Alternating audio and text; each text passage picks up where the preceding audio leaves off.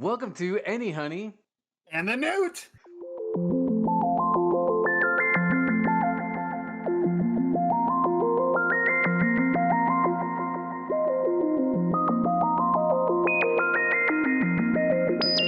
Welcome to Anyhoney and the Newt. You probably are confused, maybe, if you were paying attention at all to the last season where we called ourselves It Is What It Is and just used our names. Why the change, Anthony? Well, you see, a lot of our friends message us and says, "Hey, we can never find your podcast." And then I tried searching for our podcast, and I also couldn't find it. So we kind of came up with our own pseudonyms to represent us, so that it would allow us and you to find us easier on the internet.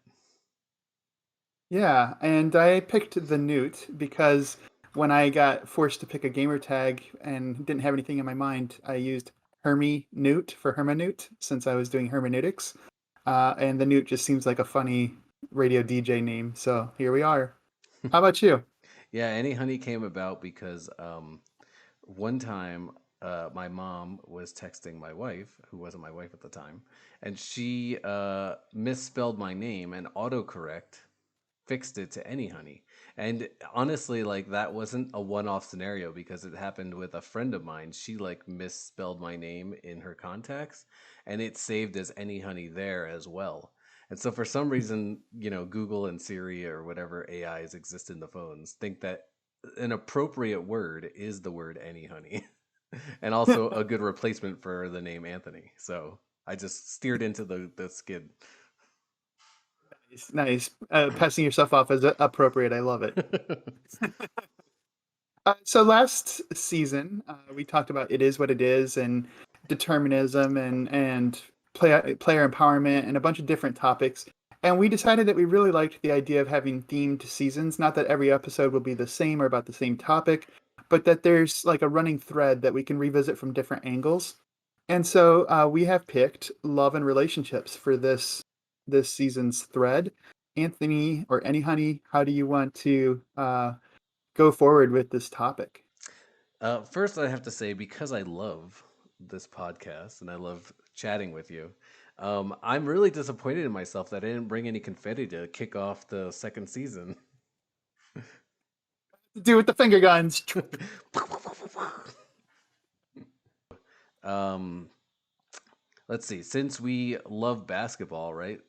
We thought that that was an appropriate transition into the greater concept of the greater concept of love, leading down different kinds of relationships. But I mean, there's no bigger celebration of love in basketball than the concept of fandom. Would you agree that that's like the most tangible form of love for a sport?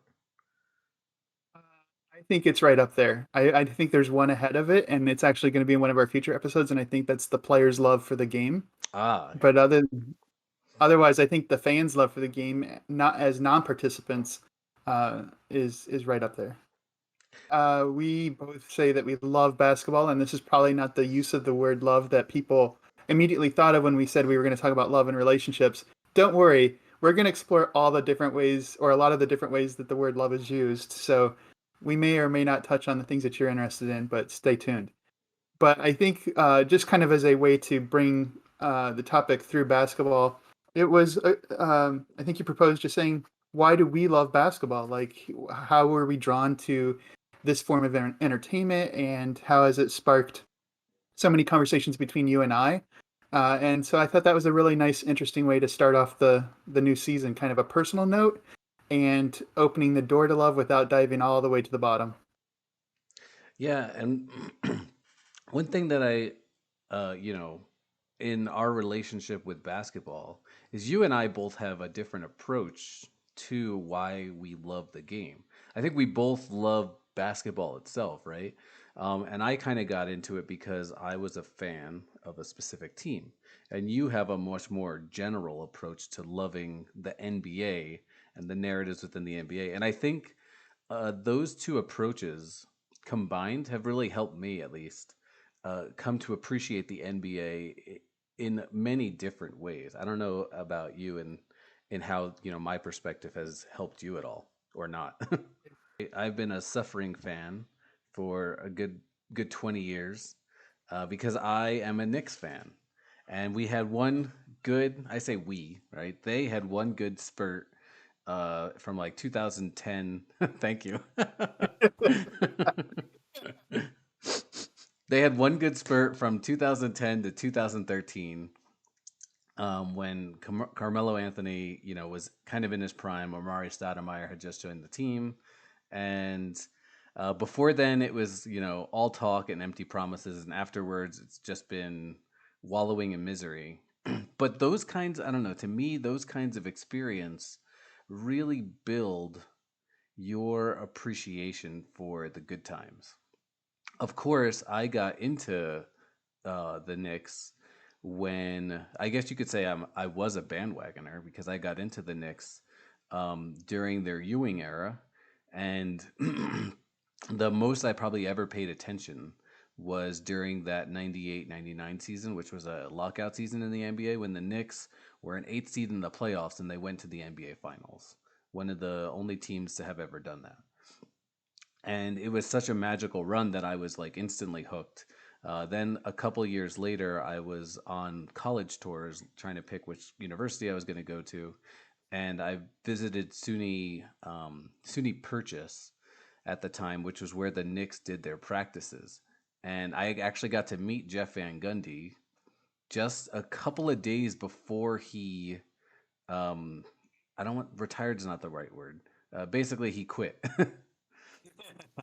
Backstabbing the hearts, of all Knicks fans everywhere because he's probably one of the best coaches the Knicks have ever had. And so I got to meet him then. I didn't get to meet Spreewell, but I did see him. He was getting interviewed by a couple of reporters at that time, and he was my favorite player. And basically, ever since then, I've been following the Knicks. One thing I want to add to this in my thinking about what fandom is I kind of feel that there's a similar thread with personal tastes, right? There's like, part of it is familiarity. You become exposed to a certain interest, we'll say like a basketball team. And the more exposure you have with that team or interest, whatever it is, hip hop or different kinds of music, TV shows, the more you're susceptible, I think, to liking it, or the more predisposed you are to liking it. And so, as you become more knowledgeable in a certain topic or interest area, I think it just kind of naturally grows that your amount of liking that thing grows with the amount of knowledge that you have of it. It's almost like because you're more knowledgeable, you're like evolutionarily predisposed to liking it. There's a lot I want to say about that. So I think that will be one of the threads we'll pull on here shortly. To share kind of my personal approach to fandom. As a youth, I loved sports and was not good at them. Like I was often made fun of for being a scrawny little kid that got knocked around and fell over and broke his arm all the time. And so I loved watching sports, loved watching athletes do things that just seemed magical to me. Like I couldn't believe that a human being could do some of the things that they could do. In other sports, it was the amazing one-handed football catch or the diving, rolling catch for baseball or hockey. Some of the grace to skate between players and move that puck around. But in basketball, the leaping ability, the hand-eye coordination for amazing passes. I've always been a fan of the pass. And then just the timing of a block. Being a tall guy myself, the one thing I could do on the basketball court was block people's shots. And so that was something I gravitated to watching in the game as well. So growing up, it was pretty dominant. It was the Celtics and Lakers and Pistons, and then the Bulls, right? There were these dynasties that kind of dominated the media of basketball, and I didn't have a lot of access to watching games, so I was a fan basically of these dynasties. And in the 90s, some challenging dynasties came up, right? You had Reggie Miller and the Pacers. You had the Knicks that were trying to give the Bulls a run. The Hornets had some fun combination of teams. And so I started enjoying the stories of these underdogs or the challengers and trying to find which teams might be underrated or which might have a player who is overperforming for his scenario. Um, and I just really started following players probably more than teams. And I enjoyed the All Star game more than anything. Like, this was bringing all the magical athletes that could do all the most amazing things together in one place.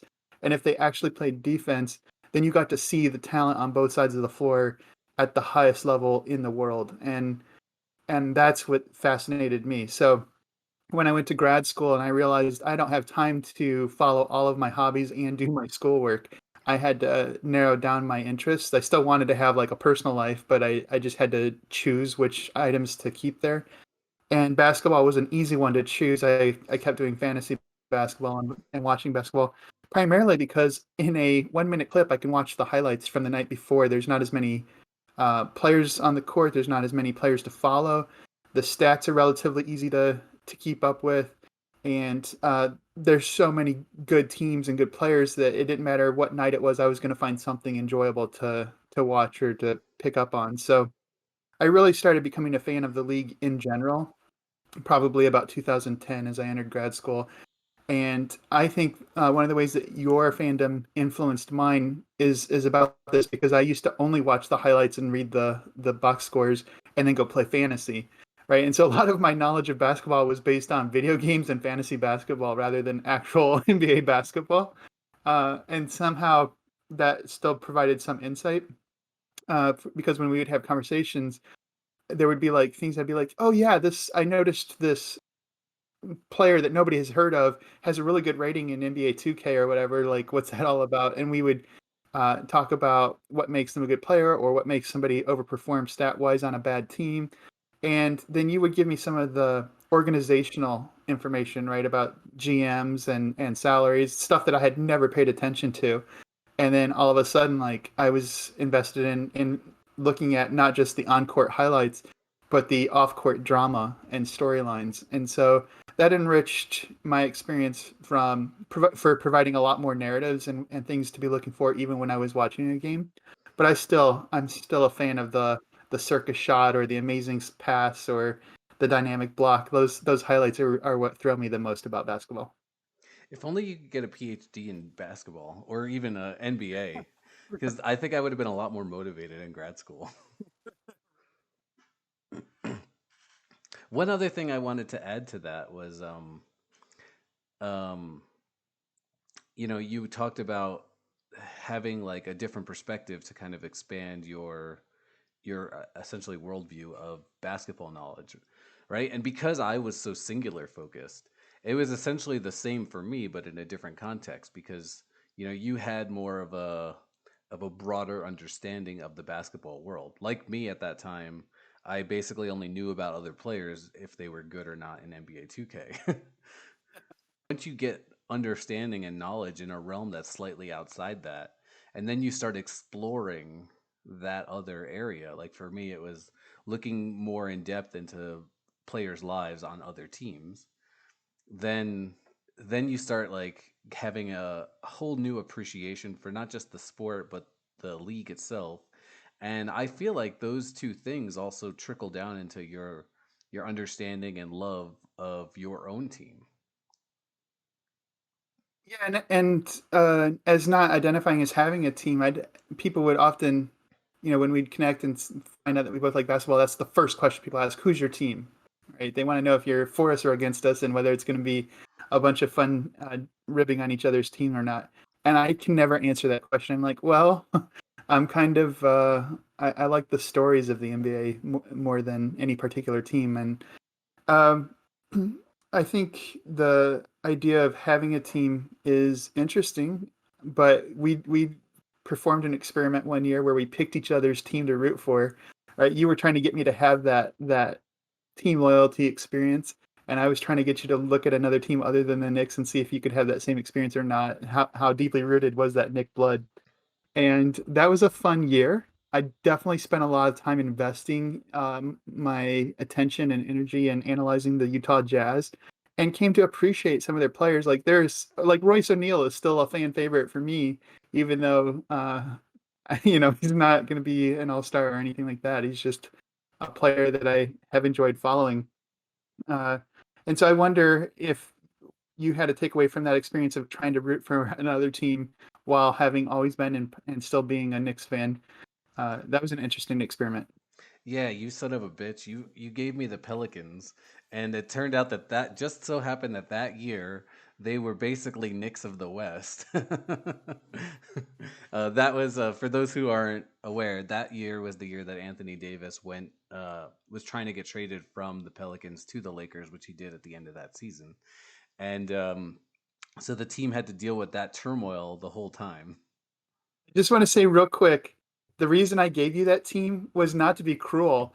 The year before that, they had swept the The Blazers in the Blazers, yeah. playoffs. They were like an 8 seed that swept the first round, and Anthony Davis was scoring like 50 points a game. And I was like, oh, he'll be a fun player to watch.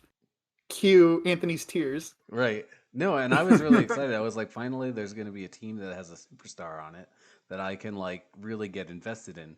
And the whole year, it was interesting for different reasons. Like the play on the court was disappointing, but at the same time, I really got to know more about the skill sets of the players, and this sort of started helping to deepen this idea I've had of decision making as being the premium thing that is most valuable in players. So I got to understand um, development and player skill sets from a different perspective, and realize like how different coaching systems work, how different GM systems work. So it really did deepen my appreciation of the sport in general. And it did deepen my appreciation for my own team. I shouldn't say appreciation. More like deepen my understanding of how team structures work, so that when the Knicks made bonehead decisions, I could see what they were at least trying to do, as opposed to just being the blanket fan who's like, "Oh, this team sucks. This is garbage." Could add some stats to your anger. Yeah, so from the personal kind of approach, let's talk about fandom in general. Uh, People have taken different approaches. Some people are casual fans, right? And what does that mean? That's probably watching the Christmas Day games, coming back for the All-Star weekend, and then starting to watch the end of the season as the playoffs ramp up. There's people that are probably team diehards that'll watch as many games for their home team as they can, and uh, that can take different forms. That can take my team can do no wrong, or there can be like the kind of fandom that you've expressed where you're rooting for your team to win, but you have like a realistic understanding of their talent level and whether it's gonna win or not and what they can do to move forward. And then there's maybe the conferences or regions, maybe you like teams in your region. Or maybe you just aren't a team fan at all. Maybe you're like me, a player fan. Maybe there's people that followed LeBron around all over his travels. So, That's why you live in LA, right? right, exactly. So, what does it mean to be a fan if there's all these different ways that fandom can take shape? Yeah, that's a really good question because, like you said, if you ask, 20 people, you'll probably get 20 different answers or reasons why they're fans, right? So there's like different levels of fandom, and there's different experiences with fandom. One thing that I always appreciated with living in New York, and I haven't ever really experienced this in other places, but I know it does exist there, is that it was really easy to become a Knicks fan, especially over a Nets fan, because I found that Knicks fans really enjoyed talking about the team. And like it was my first experience. Like I've met, like Dallas Cowboy fans, for instance. And I'm gonna go and just call them all homers. And the reason why is because like certain fan bases, and maybe it's a cultural thing, but you find that some fan bases, or at least like some people within the fandom, they kind of have like the more casual experience, and they don't believe in scrutiny. And that was one of the most refreshing things I found about being a Knicks fan. Was like, here's a group of people who really invest in the team, but they have no problem challenging the decisions of the front office. They don't just believe all, willy nilly in the direction that the franchise is going. Phil Jackson got hired to be the president of basketball operations and almost universally was criticized for that decision. But at the same time, this is kind of like a Trump getting elected situation. Was like, this is a really bad decision, but maybe we as fans will have hope that this will work out in the end. And I remember that conversation happening a lot. And it happens, time and time again. Every coaching decision, every player trade, every GM front office decision, it's like some people really believe in it and some people really object to it, but the fans will have intelligent conversations around it. I haven't ever really seen that until I start getting really deep in other fan bases. But I found that on the surface level of the Knicks fan base, that's kind of like the general norm. Hmm. I wonder if all it takes to be a fan is to have the desire, not just willingness. Like you don't want somebody to be okay with it, but not really want to. There has to be some kind of yearning or desire. But to watch basketball, to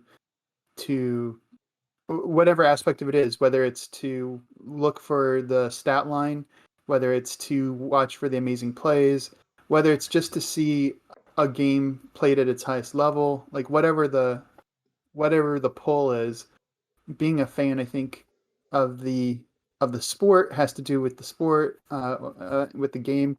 Being a fan of the NBA league probably has something to do with looking for the excellence of that sport and the players. It probably has a lot to do with the players that are pulled from all around the world because it's the longest standing, most organized kind of league to that caliber. But what do you think about that? That there has to be desire involved in fandom, and that what you're pulled to has something to do with the organization or the system that you're a fan of. Yeah, I think that makes a lot of sense. I was thinking while you were talking about that, this idea of the bandwagon fan or the casual fan. And I'll say that those two are different things. Would you agree with that? Absolutely. Okay.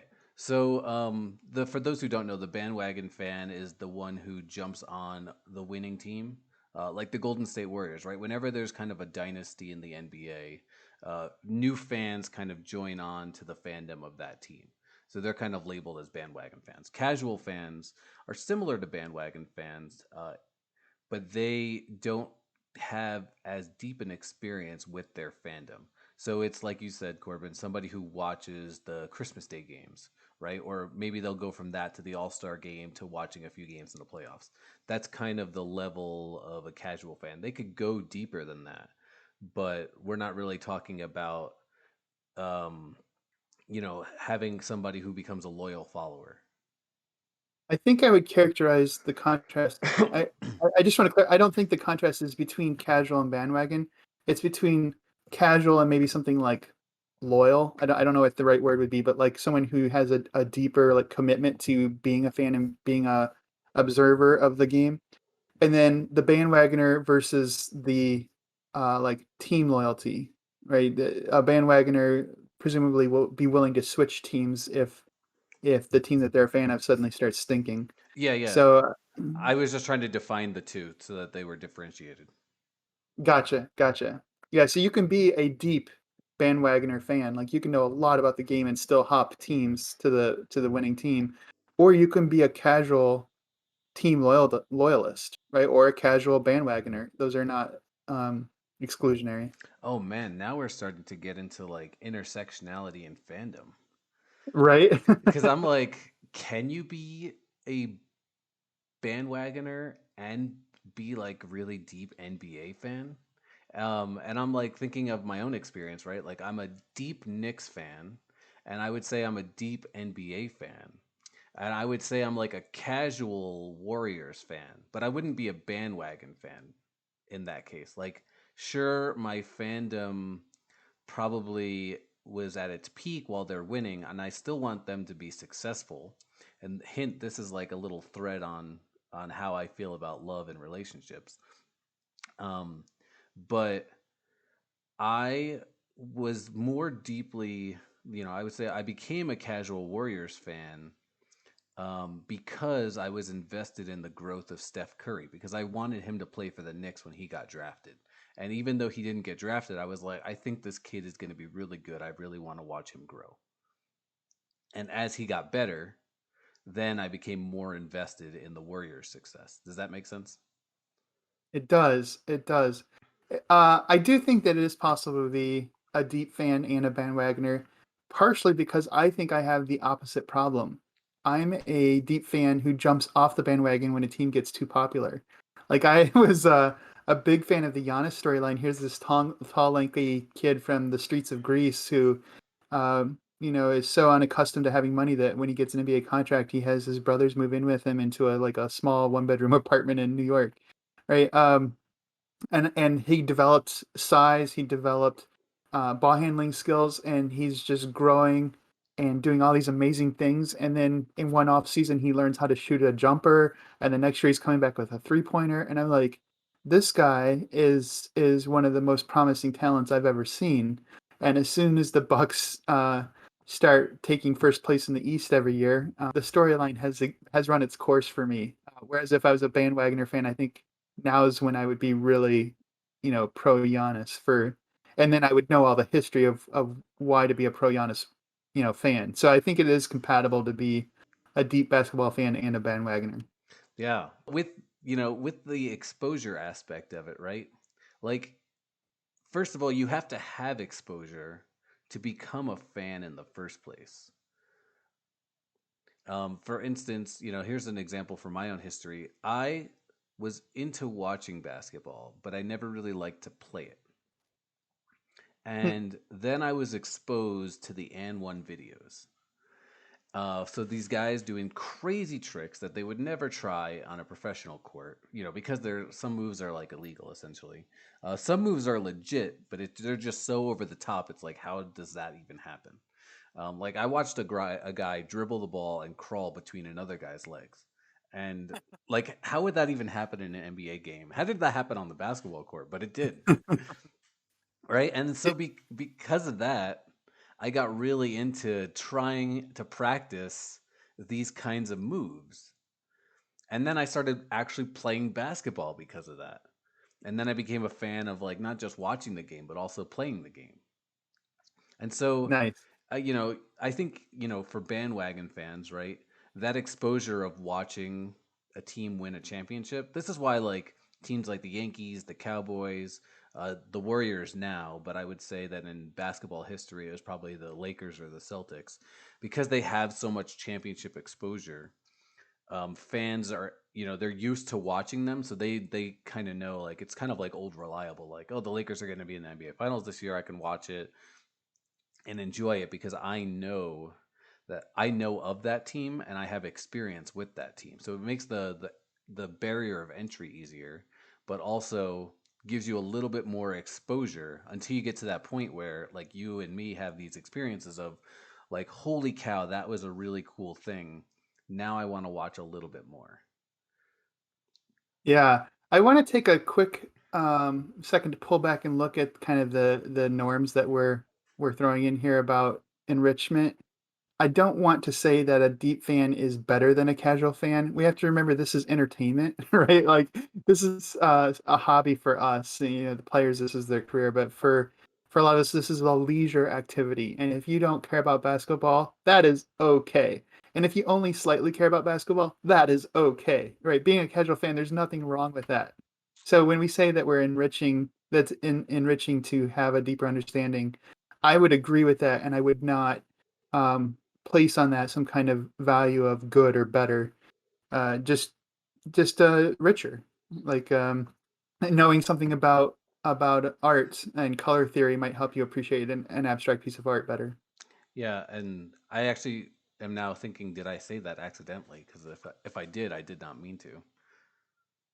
No, I don't think you did. I just wanted to make sure people weren't taking this away that we think that you ought to be a deep basketball fan. Right. You ought to be, but you don't have to be. Right. I mean, you can apply that same thinking to any sort of experience, right? Like, if your Mhm. hobby is watching movies, right?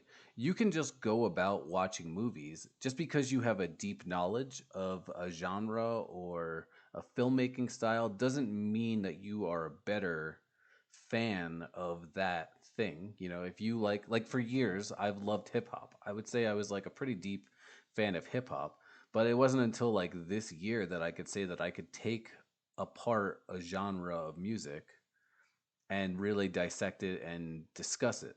Like I would listen to stuff and to me it was like good or not good. I couldn't really articulate what was better or different about things. And so I think like even with fandom, right? It's easy to get lumped into like casual fan is not as good, but we all have to have these experiences that get us from a place where we have none to a place where we have some. Yeah, and I think having participated in the sport does help. I mean, you know the rules, so you know like when whistles are called, why they're being called, why is the game being stopped, what does it mean to win? Like if you don't have just the basic understanding of the game, the athletic accomplishments are harder to see because you don't know what's good and what's bad. Like everybody will know a big, high, long jump is something that humans don't typically do, Right. right? So that's something like slam dunks grab everybody's attention, but for like a nice pick and roll play that just like how did he see that opening is something that it might take a little bit of exposure to the game either as an observer or as a participant. Like I know what it's like to set a pick and have to turn and realize that there's bodies in my way, right?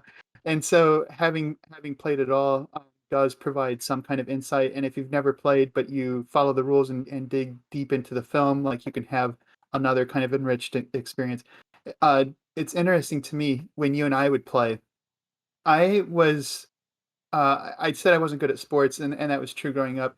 But as I got into high school, like basketball was the one thing I was developing a little bit of skill in. It was never great, but like I could play with varsity players and have fun and everything. Um, but I basically did all the basics. I was just a fundamentals guy. I didn't do anything except maybe try to find nice keyhole passes. But as you and I played, and I'm in my late 30s, I started watching NBA players for like what moves they were using. And you're such an aggressive defender, I would have to mimic a player to try and figure out some way to trick you. And so I'm learning new things from watching other players. So there's this kind of like mutual enrichment. Knowing how to play the game helps you watch, and watching might help you learn how to change your game.